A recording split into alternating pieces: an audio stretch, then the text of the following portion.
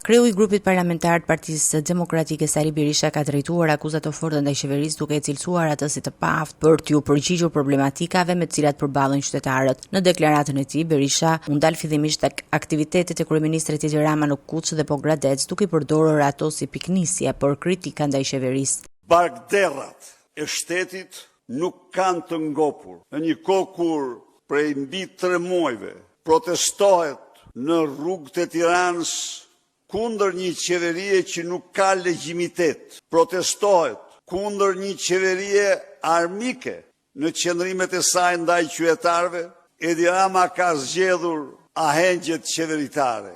Berisha tha se opozita do të vijojë denoncimin e problematikave ekonomike dhe sociale, ndërsa akuzoi qeverinë se nuk po merr masa për shqetësimet e qytetarëve.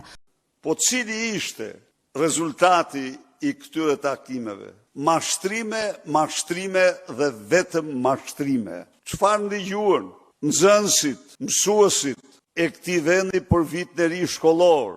Çfarë ndigjuan të smurt e Shqipërisë për shëndetin e tyre?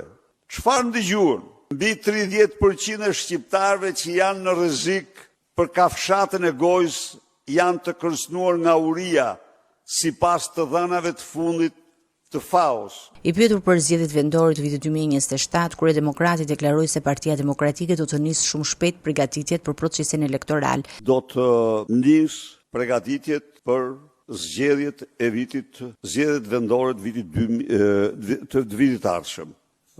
Çështja e hapjes garës ndonse në një farë mënyrë nuk është se nuk është punuar, është punuar, por po vazhdon puna dhe në momentin më të parë do ta shpallim. Në pjesën tjetër të deklaratës, Berisha reagoi edhe ndaj shëndrimeve të Edi Ramës për një incident të vitit 1998 kur kryeministri I sotëm ishte dhunuar. Agresori u arrestua, por ishte Edi Rama që nuk e ndoqi, megjithse kishte qeverinë e vet, nuk ndoqi gjyqin dhe procesin gjyqësor. U pajtua apo kishte arsye tjera, unë nuk di. Së dyti, me përgjegjësi të plot, deklaroi se aty ku ishte, në atë dhomë ishte me një burr tjetër. Nuk të lënë ky paja nxjerr të gjitha. Dhe ai ka emër dhe mbiemër. Sepse ishin, atë nuk e di. Jo, nuk e them. Por e vërteta është me dëshmitar se ai ishte në dhomë, nuk ishte vetëm pra. Jo, nuk ishte vetëm. Po të doj, ja thënë dhe emrin se me kë ishte.